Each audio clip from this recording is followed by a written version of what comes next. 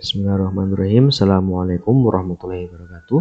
Apa kabar anak-anak semuanya? Saya harap kalian dalam kondisi yang sehat walafiat tanpa suatu kekurangan apapun, karena di masa pandemi ini menjaga kesehatan merupakan salah satu hal yang sangat krusial ya, dimana sekarang masih menyebar virus corona yang harus kita hindari. Maka menjaga kesehatan menjadi hal yang sangat penting.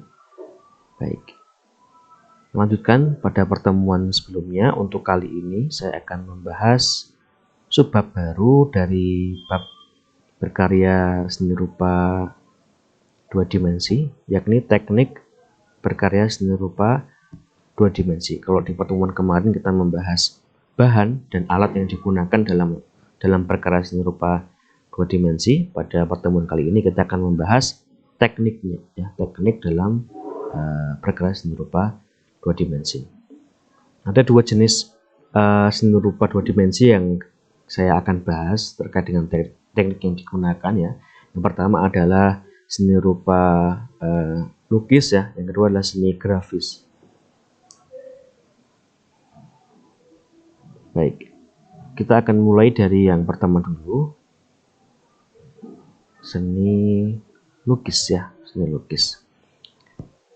Penggunaan teknik dalam proses pembuatan karya seni lukis dapat menyebabkan efek visualisasi yang berbeda-beda pula. Berikut merupakan beberapa teknik yang umum digunakan dalam karya seni rupa lukis. Nah, ini yang paling umum ya. Yang pertama adalah teknik akuarel, atau kalian mungkin lebih familiar dengan cat air seperti itu. Teknik akuarel dapat menggunakan bahan dengan campuran air di atas kertas, kain, ataupun bidang yang lainnya. Bila menggunakan bidang gambar berupa kertas, maka dapat menggunakan cat air, cat poster, atau tinta bak. Hasilnya berupa gambar yang transparan karena menggunakan sapuan yang tipis. Nah, salah satu ciri khas yang paling umum dari teknik akuarel ini adalah sapuannya yang tipis, sehingga warnanya itu cenderung tidak pekat ya, tapi tipis atau muda, warna-warna muda atau tipis. Nah, contoh digambar di layar adalah gambar seekor burung yang digambar dengan teknik akuarel ya. Kita bisa lihat ada sapuan yang tipis dan campuran antara cat dan air. Nah, maka namanya aqua. Baik, yang kedua namanya teknik plakat. Nah, berbeda dengan teknik akuarel yang terkesan transparan, teknik plakat ini menggunakan cat yang sapuannya itu cenderung lebih tebal ya. Bisa cat air, bisa cat akrilik, ataupun cat minyak ya. Sapuannya lebih tebal dan komposisi catnya lebih kental ya, sehingga memberikan kesan yang colorful pada setiap karya ya, seperti itu. Nah, contoh yang di layar ini adalah sebuah lukisan yang dilukis dengan teknik plakat. Nah, perhatikan ya, berbeda dengan akuarel tadi, goresannya itu lebih tebal. Itu adalah teknik plakat. Baik. Kemudian yang ketiga adalah teknik pointillis ya, seperti katanya pointillis dari kata point ya, atau titik. Nah, atau teknik menggambar dengan titik-titik ya, seperti itu. Biasanya yang digunakan itu adalah alatnya itu drawing pen atau mungkin spidol juga bisa. Seperti itu ya. Nah, contoh gambar di layar itu adalah sebuah gambar yang dilukis menggunakan teknik pointillis atau titik. Jadi hanya menitik-nitikkan gambar ya, seperti itu, membentuk objek dan membentuk sebuah gambar. Baik, kemudian ada juga teknik arsir ya. Teknik arsir ini dibuat dengan menorehkan pensil, spidol, tinta, atau alat lain berupa garis-garis berulang yang menimbulkan kesan gelap terang atau gradasi ya. Bahasa Inggrisnya itu hatching namanya, hatching. Jadi dengan arsir kita bisa menentukan gelap terang suatu objek itu ya. Misalnya di bagian mata itu ya, warna matanya kita arsir dengan warna yang lebih gelap daripada di bagian pipi misalnya, menunjukkan kedalaman objek seperti itu. Namanya teknik arsir, jadi menggerakkan bisa pensil, bisa spidol tinta secara berulang. Arsir. Lalu ada juga teknik Dussel atau teknik gosok. Ya. Jadi teknik menggambar dengan cara menggosok sehingga menimbulkan kesan gelap, terang, atau tebal tipis. Alat yang digunakan itu adalah pensil, krayon, ataupun konte. Konte itu apa? Arang ya, arang yang digunakan untuk melukis. Jadi kalau arsir itu kan yang digoreskan itu adalah alatnya ya. Tapi kalau Dussel ini adalah mungkin tangan kita, misalnya tangan dari pelukisnya. Jadi kalau kita membuat seperti arsiran dalam bidang gambar, kemudian kita gosokkan kain atau mungkin tangan kita atau mungkin alat yang lain untuk membuat sapuan tintanya atau sapuan arangnya itu ya merata ke semua bidang dan memberikan kesan gradasi yang lebih halus juga. Nah, itu namanya teknik Dussel atau teknik gosok. Nah, biasanya pakai konte atau arang atau pensil juga bisa ya.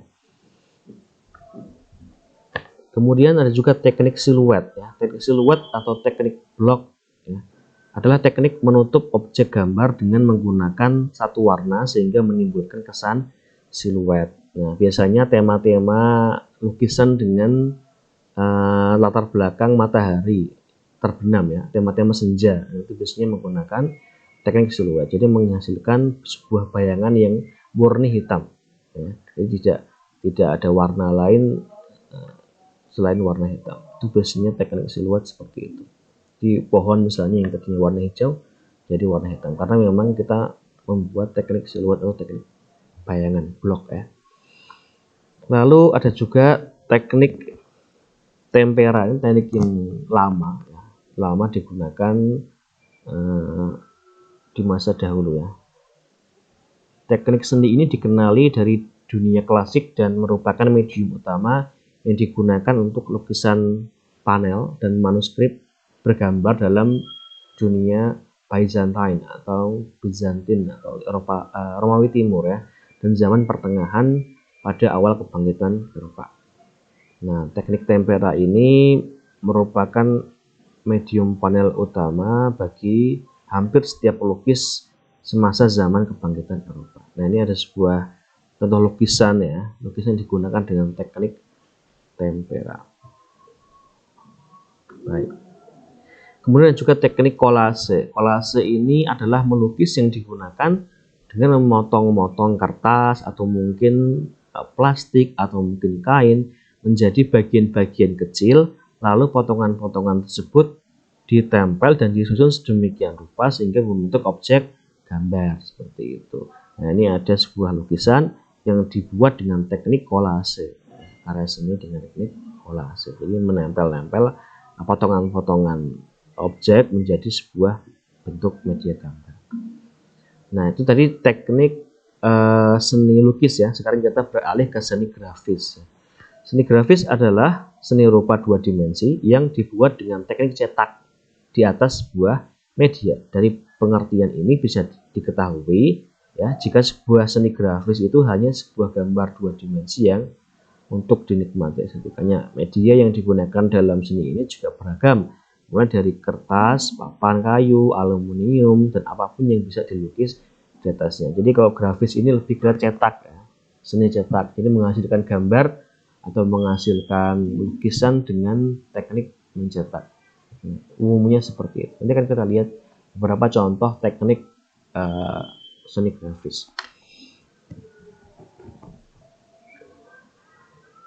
Oke, yang pertama adalah cetak saring atau silk screen atau sablon ya. Kalau mungkin lebih familiar dengan kata sablon.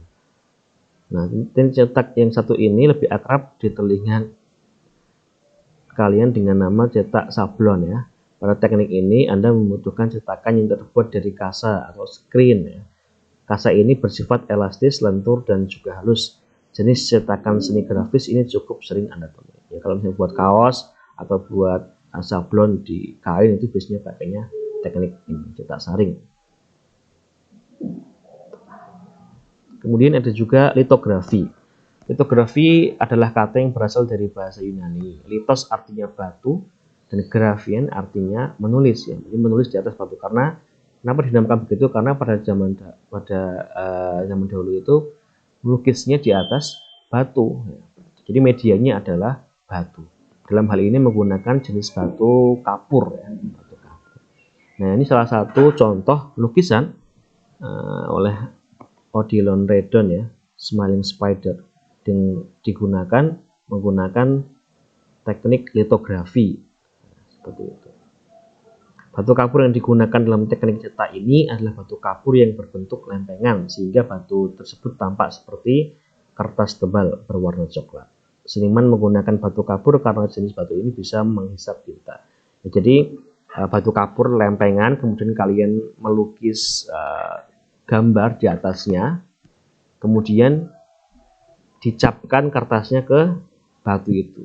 Maka kemudian terciptalah gambar berdasarkan lukisan yang kalian buat di atas batu kapur. Ini namanya teknik litografi.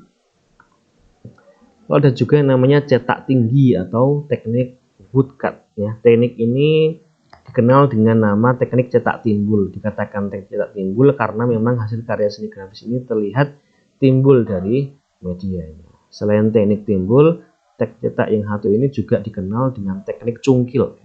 Teknik ini dikatakan teknik cungkil karena memang pembuatannya dengan cara dicungkil. Jadi ada sebuah media yang bisa kayu atau mungkin bisa media yang lain. Media itu kemudian dicungkil ya, dicungkil bagian-bagiannya yang tidak diperlukan, kemudian disisakan bagian diperlukan yang membentuk sebuah gambar. Nah, bagi yang timbul ini kemudian dia dicapkan ke tinta, kemudian dicapkan ke media gambar yang lain seperti kertas ya, yang ingin kita buat. Nah, biasanya ini mirip dengan kalau kalian itu pernah pesan cap ya, cap untuk agenda-agenda organisasi misalnya, cap OSIS atau cap yang lain, itu kan juga dengan teknik timbul ya. Jadi bagian yang terkena tinta itu adalah bagian yang timbul, makanya namanya teknik cetak timbul seperti itu. Nah, media-medianya bisa metal ya, metal logam atau triplex, juga bisa kayu, hardboard, karet ya. Karet itu misalnya kalau kalian cetak ini ya, cetak cap gitu ya, dengan karet. Papan kayu juga bisa. Nah, itu ada sebuah papan kayu lempengan gitu ya, kemudian kalian ukir ya, kalian cungkil bagian yang tidak perlu, kemudian bagian yang timbul itu kalian beri tinta lalu dicapkan ke kertas ya, atau ke media yang lain. Jadi timbullah cetakan cetak timbul atau cetak tinggi. Nah, ada juga yang namanya cetakan cetak dalam ya, atau namanya lainnya intaglio. Cetak dalam atau yang dikenal dengan intaglio adalah teknik menggores media dengan menggunakan benda tumpul. Pada umumnya media yang digunakan pada teknik ini adalah logam. Teknik ini pada dasarnya adalah kebalikan dari cetak tinggi atau cetak timbul. Jadi kebalikannya. Kalau tadi bagian yang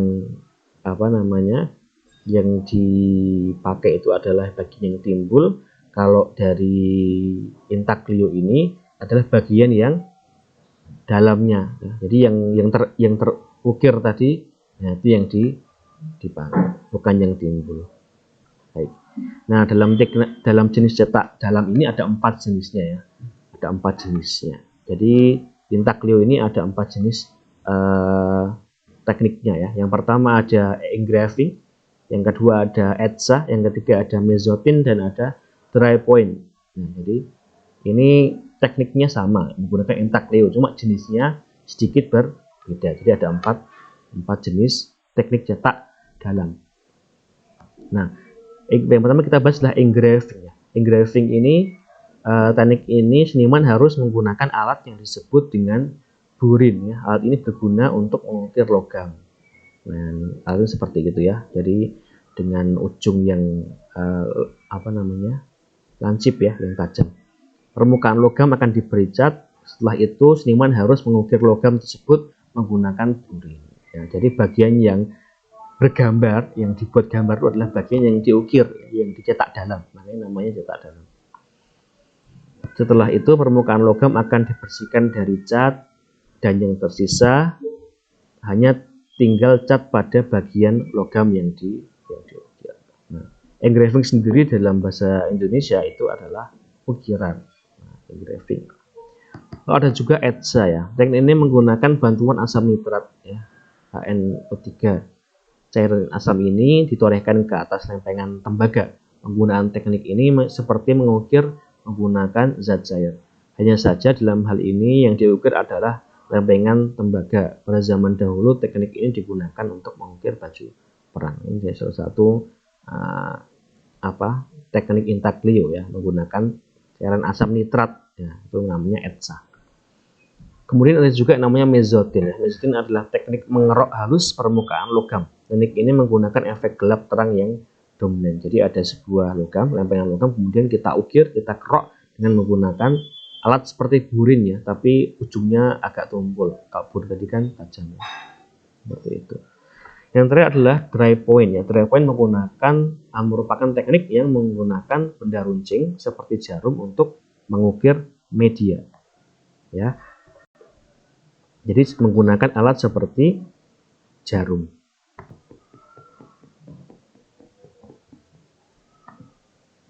Untuk mengukir objek gambar ya, benda runcing akan menekan permukaan media sehingga membentuk lukisan. Nah, jadi menggunakan jarum.